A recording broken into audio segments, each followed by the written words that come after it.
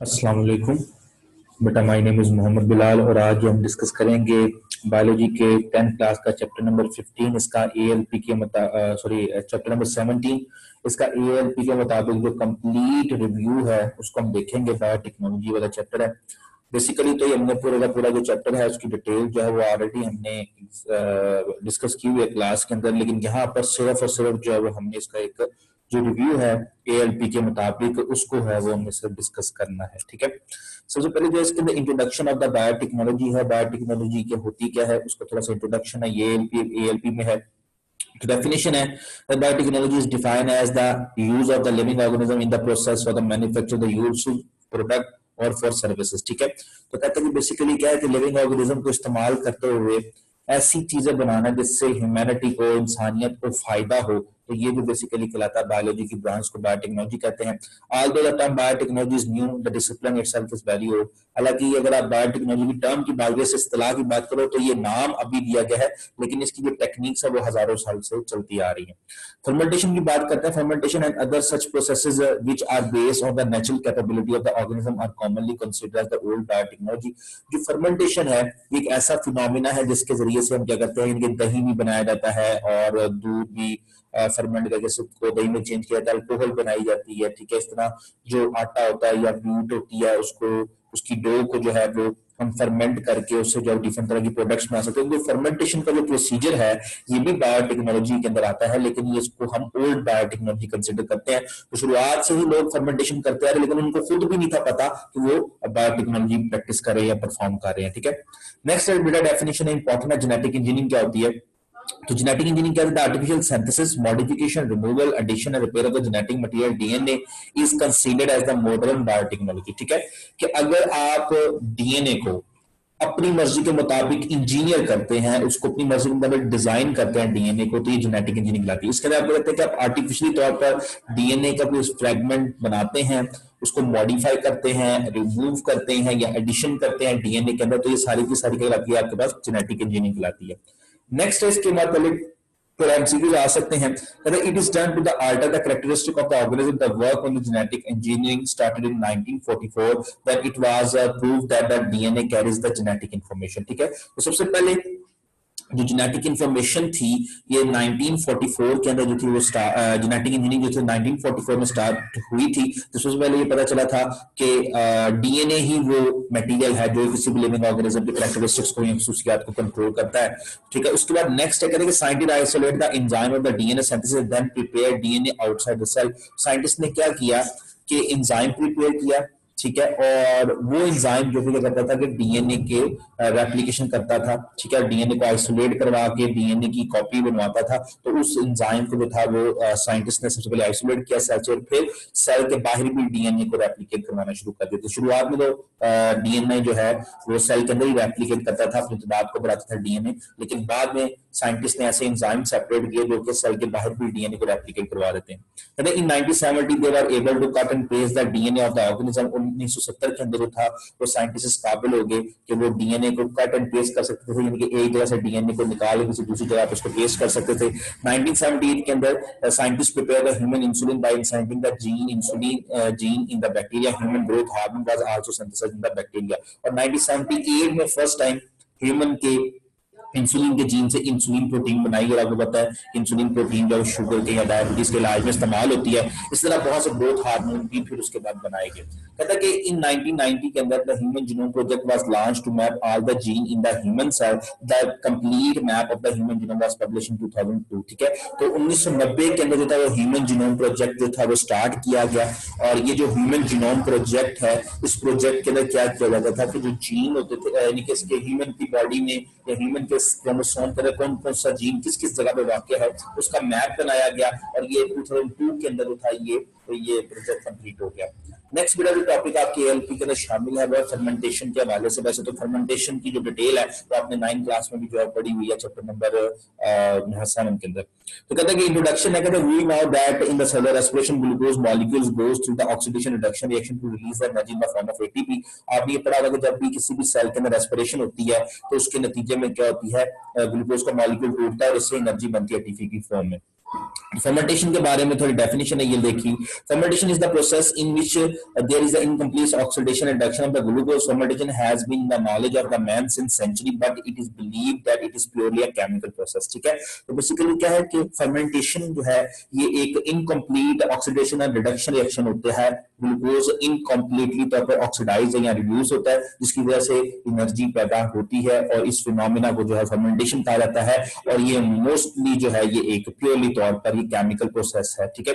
History की अगर बात करें तो सबसे पहले 1857 के अंदर पास्चर जो था इसने इसको डिस्कवर किया था फर्मेंटेशन को। In 1857 Pasteur convinced the scientific community that all the fermentation are the result of the microbial activity. तो 1857 में पास्चर, लुईस पास्चर ने ये साइंटिस्ट को ये बताया था कि वो माइक्रो ऑर्गेनिज्म ही है जिसकी वजह से फर्मेंटेशन होती है।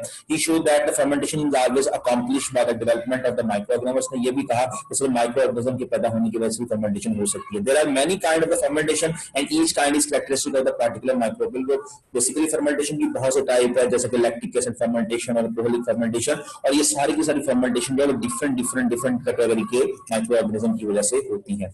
नेक्स्ट है बेटा आपके पास कार्बोहाइड्रेट फर्मेंटेशन के बारे में बताता है। Fermentation are classified in terms of the product form. The initial step of the carbohydrate fermentation are identical to those of the respiration. The process begins with the glycolysis in the which the glucose molecule is broken down to the two molecule of the pyruvic acid. ठीक है। अगर आप carbohydrate fermentation की बात करें तो carbohydrate fermentation का जो फर्स्ट स्टेप है वो ग्लाइकोलिसिस होता है। जैसे कि अगर आप इस पिक्चर में देखें तो ग्लूकोज से पायरुविक एसिड का बनना, तो ग्लूकोज से जब पायरुविक एसिड बनता है टूट के, तो ये फिनोमेना कहलाता है ग्लाइकोलिसिस कहलाता है। और ग्लाइकोलिसिस का जो फिनोमिना है ये बेसिकली जो है वो एरोबिक रेस्पिरेशन में भी होता है और एनारोबिक रेस्पिरेशन यानी कि फर्मेंटेशन के अंदर भी ये फिनोमिना होता है। तो इन सिंपल वर्ड जो ये वाला जो रिएक्शन है, फर्स्ट रिएक्शन यानी कि ग्लूकोज से पायरुविक एसिड का बनना, ये वाला रिएक्शन जो है ये दोनों तरह की रेस्पिरेशन होता है। एरोबिक रेस्पिरेशन यानी कि ऐसे रेस्पिरेशन जो कि ऑक्सीजन की प्रेजेंस में होती है, और एनारोबिक रेस्पिरेशन इनके ऐसी की रेस्पिरेशन जो कि ऑक्सीजन की एब्सेंस में होती है, जैसा कि इसको हम फर्मेंटेशन भी कहते हैं एनारोबिक रेस्पिरेशन को, ठीक है। तो बेसिकली ये जो फर्स्ट स्टेप है ये कॉमन है तमाम तरह की रेस्पिरेशन में, चाहे वो एरोबिक हो, चाहे वो एनारोबिक हो, चाहे वो लैक्टिक एसिड फर्मेंटेशन, चाहे वो अल्कोहलिक फर्मेंटेशन हो, तो ये वाला स्टेप जो है तमाम में कॉमन है। फर्क आता है इसके बाद, यानी कि पायरुविक एसिड अगर आगे से एथेनॉल में चेंज हो जाता है तो ये अल्कोहलिक फर्मेंटेशन हो जाएगी, अगर पायरुविक एसिड लैक्टिक एसिड में चेंज हो जाएगा तो लैक्टिक एसिड फर्मेंटेशन हो जाएगी, and so on.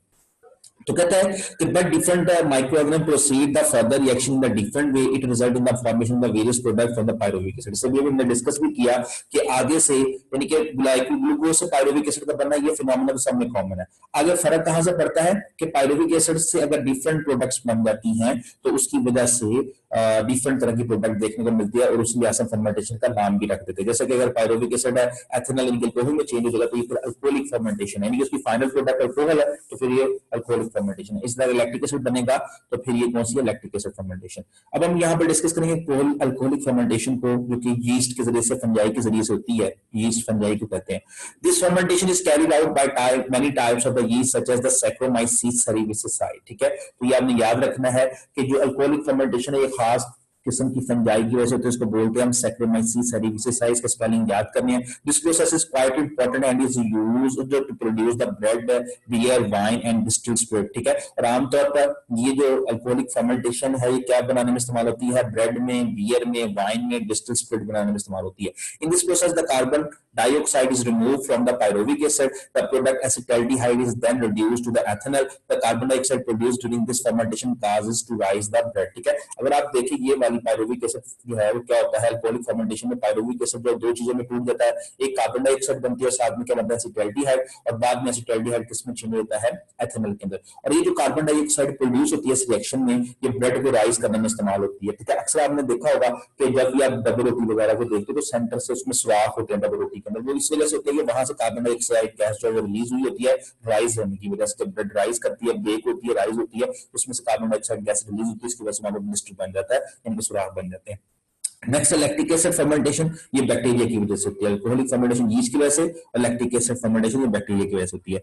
In this process pyruvic acid is reduced to the lactic acid. इस फिनोमेना में क्या होता है कि पायरुविक एसिड किसमें चेंज होता है, लैक्टिक एसिड के अंदर। This is carried out by the bacteria जिसको बोलते हैं Streptococcus and many lactobacillus species, ठीक है। तो स्ट्रेप्टोकोकस बैक्टीरिया, लैक्टोबैसिलस बैक्टीरिया की वजह से होता है। It is quite important in the dairy industry where it is used for storing milk and also for the production of various type of cheese, ठीक है। और आमतौर पर क्या होता है कि ये जो टेक्निक होती है लैक्टिक एसिड फर्मेंटेशन की, मोस्टली जो है वो दूध को फाड़ने में, स्टोरिंग ऑफ मिल्क, दूध को से जो है चीज बनाने में, यानी कि दूध को जाग वगैरह लगाने में ये इस्तेमाल होती है ताकि उससे चीज बनाई जा सके। ठीक है, नेक्स्ट है फर्मेंटेशन जो है इन द बायोटेक्नोलॉजी के, फर्मेंटेशन का बायोटेक्नोलॉजी भी क्या रोल है, तो ये भी एएलपी के स्टूडेंट्स में इंक्लूड है। कहता है कि in the beginning the meaning of the fermentation process was the use of the micro organism for the production of the food, cheese, yogurt, fermented pickles, sausages, soya sauce, beverage, beer, wine and spread, ये तमाम चीजें बनाने में शुरुआत में biotechnology इस्तेमाल होती थी। होवेवर इन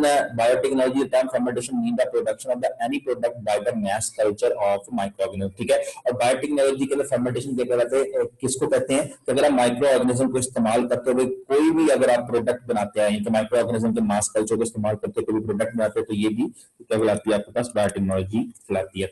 एप्लीकेशन की बात करें, एप्लीकेशन ऑफ द फर्मेंटेशन के अंदर, in the fermentation, maximum growth of an organism is obtained for the production of the desired product of the commercial value. Traditionally, only food and beverage product were produced by using the fermentation. Now, many other product, industrial chemicals are also being produced. ठीक है, अब क्या होता है कि जो fermentation होती है, इसमें क्या होता है कि organism जो है वो maximum जो है वो grow करते हैं। ठीक है, और जब ये maximum grow करते हैं कमर्शियल वैल्यू के ऊपर, इनके हम उसको फैक्ट्री के अंदर खुद ऑर्गेनिज्म को ग्रो करवाते हैं और फिर उससे डिफरेंट तरह की फूड और ब्रेवेज यानी कि अल्कोहलिक इंडस्ट्री से अल्कोहल बनाई जाती है और तमाम चीजें बनाई जाती हैं। फर्मेंटेड फूड में शामिल क्या है आपके पास, कहते हैं कि fermented food often make the food more nutritious, more digestible, tastier. It is also tend to preserve the food and lowering the need for refrigeration. The following group are included in the fermented food. ठीक है, तो fermented food क्या होती है, इसकी जो ferment हुई food होती है वो ज्यादा उसकी न्यूट्रिशियस होती है, न्यूट्रिटिव वैल्यू अच्छी होती है, डाइजेस्टेबल आसानी से हो जाती है और बहुत टेस्टी होती है, और इसको प्रिजर्व करना, उसको स्टोर करना भी क्या होता है, आसान होता है, उसको रेफ्रिजरेट करने की जरूरत नहीं होती। सीरियल प्रोडक्ट जो सबसे पहले फर्मेंट हो सकती हैं, bread is the commonest type of the fermented serial product. ठीक है, जो ब्रेड होती है ये भी फर्मेंटेशन से बनाई जाती है, डबल रोटी वगैरह। Wheat dough is fermented by the saccharomyces cerevisiae along with some lactic acid bacteria, और जो गंदम का आटा होता है, व्हीट डो होती है, गुंदा हुआ आटा, उसको जो है वो सैक्रोमाइसिस यीस्ट के जरिए से कुछ बैक्टीरिया साथ में डाल के उसको फर्मेंट किया जाता है और उसको बेक करके डबल रोटी में चेंज किया जाता है। डेयरी प्रोडक्ट की बात करें तो cheese and yogurt are important fermented product. इस तरह जो चीज एंड योगर्ट है ये भी इंपॉर्टेंट फर्मेंटेशन प्रोडक्ट है। Cheese is formed when the milk protein is coagulated. This happen when the lactic acid produced by the lactic acid bacteria react with the milk protein. Yogurt is made from the milk by different lactic acid bacteria. ठीक है, तो चीज और yogurt भी जो होता है ये भी इसी तरीके से बनाया जाता है। आमतौर पर जब भी हम दूध को जाग लगाते हैं तो दूध में जो लैक्टोबैसिलस बैक्टीरिया होता है वो lactobacillus bacteria lactic acid produce करता है, और लैक्टिक एसिड जो है वो जब रिएक्शन करता है दूध में मौजूद प्रोटीन के साथ तो उसको कोएगुलेट करके उसको जमा देता है, तो प्रोटीन जम जाती है, तो उससे फिर दही वगैरह या फिर चीज बनाया जाता है। फूड एंड वेजिटेबल प्रोडक्ट के अंदर कहते हैं कि fermentation is usually used along with the salt and the acid to preserve the pickle fruit and vegetable. इस तरह क्या होता है कि फर्मेंटेशन जो है ये आमतौर पर इसके वजह से हम अचार को भी प्रिजर्व करते हैं और फ्रूट और वेजिटेबल को भी हम प्रिजर्व करते हैं। Next, beverage products. When a beer is produced from the cereal grains which have been malted, dried and ground into the fine powder, तो बियर जो होती है अल्कोहल की टाइप है, ये भी जो है ये किससे बनाई जाती है, माल्टेड जौ का, इनके जो जौ का आटा होता है इनको सबसे पहले आप करते हैं ड्राई करते हैं जौ का, और फिर उसको आप ग्राउंड करके उससे फाइन पाउडर में जौ का आटा बना लेते हैं, फिर उसको आप फर्मेंट करते हैं। Fermentation of the powder is done by yeast, और ये जो पाउडर होता है आटे का जो फर्मेंटेशन की यीस्ट की वजह से की जाती है। This process break the glucose present in the powder into the pyruvic acid and then into ethanol.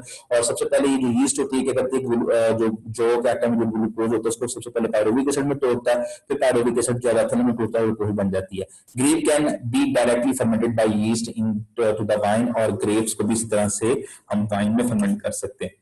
Next है industrial product. The following are the important industrial product produced through the process of the fermentation। सबसे पहले जो है वो formic acid बनता है एस्पैरागुलस fungus से, जो कि इस्तेमाल होता है यूजिंग द टेक्सटाइल डाइंग में, कपड़े को रंगने में, लेदर की ट्रीटमेंट में, इलेक्ट्रोप्लेटिंग में और रबर को बनाने में इस्तेमाल होता है।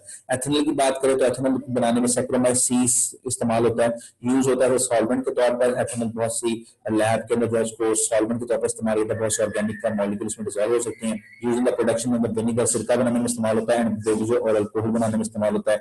ग्लाइसोल की बात करें तो ये भी सैक्रोमाइसीस की वजह से बनाया जाता है, ये भी सॉल्वेंट के तौर पर इस्तेमाल होता है, use in the production of plastic वगैरह बनाने में इस्तेमाल होता है, कॉस्मेटिक एंड सोप वगैरह बनाने में इस्तेमाल होता है, इन प्रिंटिंग की जो इंक होती है उसमें इस्तेमाल होता है, यूज एज अ स्वीटनर और शुगर के पेशेंट के लिए जो स्वीटनर होता है उसके लिए इस्तेमाल होता है। एक्रेलिक एसिड की बात करें तो ये बैसिलस बैक्टीरिया की वजह से तो ये फर्मेंटेशन प्रोडक्ट बनती है और use in the production of plastic और प्लास्टिक वगैरह बनाने में इस्तेमाल किया जाता है। नेक्स्ट जेनेटिक इंजीनियरिंग के बारे में लिखा हुआ है, कहता है कि जेनेटिक इंजीनियरिंग और the recombinant DNA technology involve the artificial synthesis, modification, removal, addition and repair of the genetic material. जैसे कि हमने पीछे भी डिस्कस किया कि जेनेटिक इंजीनियरिंग की डेफिनेशन लिखी हुई है, जेनेटिक इंजीनियरिंग के जरिए से हम कहते हैं कि हम जीन को अपनी मर्जी के मुताबिक या डीएनए को अपनी मर्जी के मुताबिक हम देखते हैं उसको मैनिपुलेट करते हैं। हम या तो डीएनए को मॉडिफाई कर सकते हैं, उसको अंदर रिमूवल कर सकते हैं, एडिशन और रिपेयर भी कर सकते हैं डीएनए को। नेक्स्ट लिखता है कि genetic engineer develop in mid 1970 में ये टेक्निक डेवलप हुई थी when it become possible to cut DNA and to transfer particular piece of the DNA from one type of the organism to another. ठीक है, जब 1970 के में सबसे पहले पॉसिबल हुआ था कि एक ऑर्गेनिज्म के डीएनए को काट के हम उसको किसी दूसरे ऑर्गेनिज्म में इंसर्ट कर सकते हैं। As a result the characteristic of the host organism could be change, और इस तरह से जो वैसा ऑर्गेनिज्म जिसके अंदर आपने डीएनए को इंसर्ट किया उसके कैरेक्टरिस्टिक भी चेंज आप करवा सकते हैं। If the host organism is the micro organism such as the bacterium the transfer DNA is multiply many time as the micro organism multiply. ठीक है, अगर क्या होगा, अगर जिस ऑर्गेनिज्म के अंदर आपने जीन ऑफ इंटरेस्ट डाला है, अगर वो लिविंग ऑर्गेनिज्म जो है वो कोई भी बैक्टीरिया है या माइक्रो ऑर्गेनिज्म है, तो जैसे जैसे माइक्रो ऑर्गेनिज्म रेप्लिकेट करेगा, वो अपनी तादाद बढ़ाएगा, वैसे वैसे आपने जो जीन उसमें इंसर्ट किया है उसकी तादाद भी बढ़ती जाएगी। Consequently it is possible to obtain the millions of copy of the specific DNA inside a bacterium, और इस तरह से क्या होगा, आपके पास एक ही जीन की मिलियंस ऑफ कॉपी भी बन जाएंगी। नेक्स्ट है बेटा आपके पास objective of the genetic engineering. सबसे पहले कहते हैं the most important objective of genetic engineering as follow. Number 1 है isolation of a particular gene or part of gene for the various purpose such as the gene therapy, ठीक है, production of a particular DNA and protein molecules. ठीक है, तो आमतौर पर क्या होता है कि हम सबसे पहले इस टेक्निक के जरिए से हम जीन को आइसोलेट कर लेते हैं, अलग कर लेते हैं, ताकि उससे हम जीन थेरापी कर सकें। ठीक है, और फिर हम क्या कहते हैं कि पर्टिकुलर आरएनए और प्रोटीन के मॉलिक्यूल वगैरह बनाते हैं। नेक्स्ट है improvement in the production of the enzyme, drug and commercially important organic chemicals. ठीक है, और हम क्या कहते हैं कि बहुत से इंप्रूवमेंट करते हैं एंजाइम की, ड्रग्स की, और कमर्शियली इंपॉर्टेंट ऑर्गेनिक केमिकल्स को हम क्या करते हैं, इससे इंप्रूव करवाते हैं। Production of the variety of the plant having the particular desirable character, बहुत से प्लांट्स हम ऐसे बनाते हैं जिसके अंदर जो हमारी मर्जी के कैरेक्टरिस्टिक होते हैं वो भी जेनेटिक इंजीनियरिंग के जरिए से बनाए जाते हैं। नेक्स्ट है treatment of the genetic defect in the higher organism, और जो बड़े ऑर्गेनिज्म है उनके अंदर अगर डीएनए डैमेज हुआ है तो उसकी डीएनए की ट्रीटमेंट में भी हम इसको इस्तेमाल करते हैं। नेक्स्ट बेटा basic step in the genetic engineering के हवाले से है, ये इंपॉर्टेंट लॉन्ग क्वेश्चन है। ठीक है, अगर ये आ जाए तो उसके साथ ये डायग्राम बनी हुई है, ये वाली ये डायग्राम साथ में आपने बनानी है। तो सबसे पहले जो है वो क्या है, कहता है कि all the above method mention objective can be obtain by the some basic methodologies. ठीक है, कहता है कि बेसिकली जो ऊपर हमने फिनोमेना पढ़े हैं या ऑब्जेक्टिव्स पढ़े हैं ये वाले, ये बेसिकली इस मेथोडोलॉजी, ये मेथोडोलॉजी जो है इन तमाम फिनोमेना में यही लगती है, ये वाली मेथोडोलॉजी। सबसे पहले आपको कहते हैं isolation of the gene of interest. ठीक है, सबसे पहले आपने जिस जीन की कॉपी बनानी है उसको आपने सेपरेट करना, आइसोलेट करना है। In the first step the genetic engineer identify the gene of interest in the donor organism. Special enzyme called restriction endonuclease enzyme are used to cut the identified gene from the total DNA of the donor organism. ठीक है, तो सबसे पहले क्या किया जाता है कि आपके पास लेट सपोज ये एक ऑर्गेनिज्म है का सेल है, इससे आपने क्या करना है कि जीन ऑफ इंटरेस्ट को सेपरेट करना है। ठीक है, तो जीन ऑफ इंटरेस्ट को आप कैसे सेपरेट करेंगे कि आप जब वो खास किस्म का रिस्ट्रिक्शन एंडोन्यूक्लियस एंजाइम डालेंगे, ये एंडोन्यूक्लियस एंजाइम क्या करेगा, डीएनए के फ्रेगमेंट में से एक छोटे से डीएनए को काट के अलग कर देगा। ठीक है, तो इस तरह से आपका जो जीन ऑफ इंटरेस्ट है वो आइसोलेट हो जाएगा। सेकंड नंबर पे हमने क्या करना है कि insertion of the gene into the vector, ये जो आपने अलग किया हुआ जीन है इसको आपने वेक्टर में डाल देना है। ठीक है, the vector is selected for the transfer of the isolated gene of interest to the host cell. The vector may be a plasmid the extra chromosomal DNA present in the many bacteria और the bacteriophage. ठीक है, अगर आप इस diagram को दोबारा देखें तो क्या होगा, ये जो आपने जीन ऑफ इंटरेस्ट सेपरेट किया इसको आपने फिर किसमें डाल देना, वेक्टर के अंदर। अब वेक्टर क्या होता है, कि बैक्टीरिया की बॉडी के अंदर एक एक्स्ट्रा डीएनए होता है, इसको हम प्लाज्मिड भी कहते हैं, ठीक है। तो इस प्लाज्मिड के डीएनए के अंदर आपने क्या करना है, इस जीन ऑफ इंटरेस्ट को एंटर कर देना है, ठीक है। तो अब इस प्लाज्मिड के अंदर ये जीन ऑफ इंटरेस्ट कैसे एंटर होगा, तो सबसे पहले आप इस प्लाज्मिड को काटोगे, उसमें गैप पैदा हो जाएगा और फिर इस गैप के अंदर आपका जीन ऑफ इंटरेस्ट जो है वो लग जाएगा, जैसे कि अभी हम पीछे देखने वाले भी हैं। तो होता क्या है, पहले gene of interest is attach with the vector by using the endonuclease breaking enzyme and the ligase joining enzyme, ठीक है। अब होगा क्या, सबसे पहले जो है वो इस जीन को, जो प्लाज्मिड डीएनए को काटने के लिए हम एंडोन्यूक्लियस एंजाइम इस्तेमाल करेंगे। जब यहाँ से ये प्लाज्मिड कट जाएगा तो ये कुछ पहले ये शुरू में ऐसा था, तो कटेगा तो ऐसा दिखेगा। अब क्या होगा कि लाइगेज एंजाइम क्या करेगा कि इस डीएनए के फ्रेगमेंट को इसके अंदर क्या करवा देगा, ये इंसर्ट करवा देगा, ठीक है। Next है the vector DNA and the attached gene of interest are collectively called as a recombinant DNA। और इस तरह से जो आपके पास अब नया डीएनए बनेगा जिसके अंदर क्या है, प्लाज्मिड डीएनए भी है प्लस उसके अंदर आपका जीन ऑफ इंटरेस्ट भी है, तो ये जो डीएनए है इसको हम रिकॉम्बिनेंट डीएनए भी कहते हैं। और इस रिकॉम्बिनेंट डीएनए को हम दोबारा से उठा के इसी वेक्टर में रख देंगे जहां से, इसी में रख देंगे जहां से जिस बैक्टीरिया से हमने निकाला है। और जैसे ये बैक्टीरिया आगे रेप्लिकेट करेगा तो आप देख रहे हैं तो उसके अंदर ये आपका जीन ऑफ इंटरेस्ट भी क्या कर रहा है, आगे आगे इसकी तादाद भी बढ़ती जा रही है। तो एक जीन से बहुत से जीन आगे बन गया नीचे। नेक्स्ट है transfer of the recombinant DNA to the host organism. कहते हैं कि recombinant DNA is transfer to the targeted host, in this way the host organism is transformed into the genetically modified organisms of GMO भी कहते हैं। जैसे कि अभी हमने आगे देखा भी कि ये जो आपका रिकॉम्बिनेंट डीएनए जब उसको उठा के आप इस ऑर्गेनिज्म में रखोगे तो ये जो ऑर्गेनिज्म है ये क्या हो जाएगा, जीएमओ बन जाएगा, मतलब कि जेनेटिकली मॉडिफाइड ऑर्गेनिज्म बन जाएगा क्योंकि उसका डीएनए मॉडिफाई होगा, इसका जीन क्या हो गया है, मॉडिफाई हो गया है। नेक्स्ट आपके पास ग्रोथ ऑफ द जीएमओ।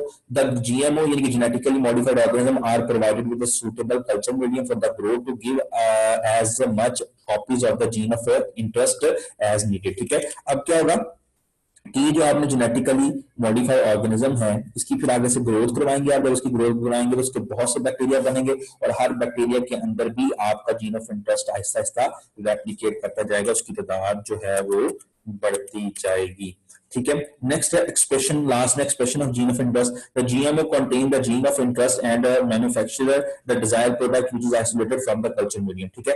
अब क्या होगा कि जैसे जैसे ये जो कॉपीज जो है वो आगे आपके पास बन जाएंगी ढेर सारी, तो फिर आप इससे क्या करेंगे, अपनी जो भी प्रोडक्ट होगी उसको आप यहाँ से सेपरेट कर देंगे और ये आपका लास्ट स्टेप है इसका, basic steps in the genetic engineering का। नेक्स्ट है achievement of the genetic engineering, ठीक है, कि अचीवमेंट क्या है हमारी जेनेटिक इंजीनियरिंग की वजह से। तो कहते हैं various achievement of the genetic engineer are as follow.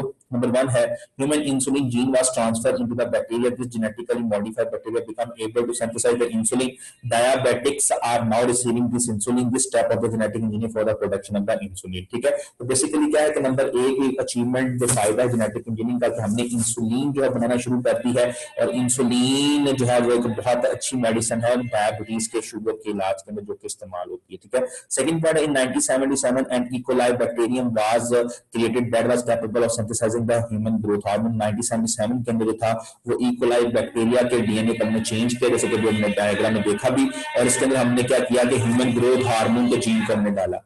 Next है the hormone thymosin which may proven effective against the brain and the lung cancer has been produced by genetically modified organism। फिर हमने क्या किया कि thymosin एक hormone बनाया जो कि बहुत ज्यादा इस्तेमाल होता है लंग के कैंसर में और ब्रेन के कैंसर के इलाज में इस्तेमाल होता है। नेक्स्ट है बीटा एंड्रोफिन है, पेन किलर है, ठीक है, प्रोड्यूस बाय अ ब्रेन के जरिए इससे बनाई जाती थी, has also been produced by genetically engineering technique, ठीक है। तो बीटा एंड्रोफिन ये तो कुदरती तौर पर पेन किलर जो कि हमारे ब्रेन में से नेचुरली बनता है, लेकिन बाजू का हम इसको आर्टिफिशियली तौर पर जेनेटिक इंजीनियरिंग के मेथड के जरिए से भी बनाते हैं ताकि ऐसे लोग जिनमें ये बीटा एंड्रोफिन प्रॉपर नहीं बन रहा उन्हें दर्द का इलाज किया जा सके। नेक्स्ट है वैक्सीन के बारे में, genetic engineer produce a safe vaccine against the foot and the mouth disease और viral disease in the cattle, goat and the deer. तो बेसिकली क्या है कि बहुत सी वैक्सीन बनाई गई हैं जो कि इस्तेमाल होती हैं पाँव की और माउथ की बीमारियों के इलाज में। बहुत से एनिमल्स में जैसे कैटल, गॉट और डियर में ये बीमारियां पैदा हो जाती हैं, मुंह की और पाँव की बीमारियां वायरस की वजह से पैदा होती है, तो उनके इलाज में इस्तेमाल होती है। Similarly many vaccine have been produced against the human disease such as the hepatitis B. इस तरह जो यरकान की मेडिसिन है वो भी इसी टेक्निक से बनाई जाती है। नेक्स्ट है इंटरफेरॉन।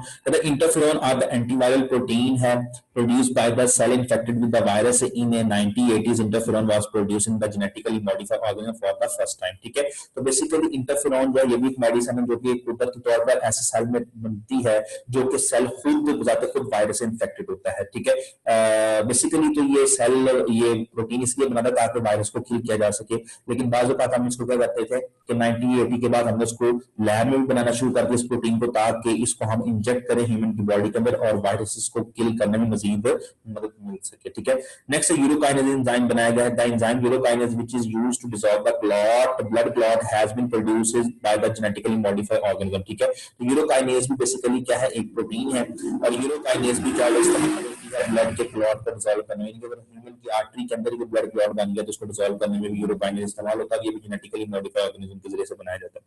नेक्स्ट है haemophilia. Now it have become possible to modify the gene in the human egg cell. This can lead to the elimination of the inherited disease like the haemophilia. कहता है कि अब हम क्या करते हैं कि एग के अंदर ही डीएनए को चेंज कर देते हैं ताकि आने वाले बच्चे में हीमोफीलिया की बीमारी ना हो सके। हीमोफीलिया जो है खून की बीमारी है जिसके अंदर क्या होता है कि रेड ब्लड सेल ठीक से नहीं बनती हैं। ठीक है, तो अगर हमें शुरुआत में पता चल जाए कि उनके वालिदैन को हीमोफीलिया है तो ऑब्वियसली बच्चों को भी फिर हीमोफीलिया होगा, तो हम एग के अंदर डीएनए को पहले चेंज कर देते ताकि हीमोफीलिया बच्चे में आने वाले बच्चे में हो ही ना। Next genetically engineering technique can also be used to cure the blood diseases like the thalassaemia and the sickle cell anaemia which result from the defect in the single gene. ठीक है, इस तरह से बहुत सी बीमारियां खून की जैसे कि थैलेसीमिया या सिकल सेल एनीमिया है, तो इन बीमारियों के इलाज में ये टेक्निक जो इस्तेमाल होती है। नॉर्मल जीन को be transfer into the bone marrow, और इसमें क्या किया जाता है कि जो नॉर्मल जीन होती है उसको बोन मैरो में हड्डी के गुर्दे में ट्रांसफर कर देता है, और जब हड्डी के गुर्दे में नॉर्मल जीन चला जाता है और जब फिर वो हड्डी के बोन मैरो से न्यू ब्लड सेल बनते हैं तो वो न्यू ब्लड सेल नॉर्मल होते हैं, क्योंकि उनके अंदर आपने जीन फॉल्टी जीन उसमें से निकाल के उसको आपने न्यू जीन से आपने उसको शफल कर दिया। Next step, genetic engineer have developed plant that can fix the nitrogen directly from the atmosphere. Such plant need less fertiliser. Genetic engineer ने जो है वो ऐसे प्लांट्स भी डेवलप किए हैं जो कि एयर में मौजूद नाइट्रोजन को ही फिक्स कर लेते हैं, जिसकी वजह से नाइट्रोजन फर्टिलाइजर डालने की जरूरत नहीं पड़ती है। ठीक है, तो ये बेटा जो है था वो हमारे पास चैप्टर नंबर 17 का एक ओवरव्यू था। ठीक है, वैसे तो हमने इसको फुल डिटेल के अंदर क्लास के अंदर डिस्कस किया भी हुआ है। इसके अलावा अगर बेटा आप कैप्शन भी जो है वो इस चैप्टर में जो मौजूद है उसको भी देखें तो ज्यादा बेहतर होगा, क्योंकि वो एमसीक्यूज पॉइंट ऑफ व्यू से जो इंपॉर्टेंट है और एमसीक्यूज में आ सकती है। ठीक है, तो इसलिए बेटा इस चैप्टर की आपने कोई भी कैप्शन जो है उसको नहीं छोड़ना है और उसको आपने अच्छे से जो है वो करना है इन कैप्शन को। ठीक है, तो इंशाल्लाह जो है ये चैप्टर नंबर 17 और 15 जो ये कंप्लीट हो गया है, क्योंकि आपका ये जो टेस्ट आने वाला है उसमें 17 और 15 जो है वो आने वाला है। बकाया इंशाल्लाह जो है वो नेक्स्ट जो टॉपिक्स होंगे उनको हम आने वाले लेक्चर में मजीद डिस्कस करेंगे। अल्लाह हाफिज, तब तक के लिए।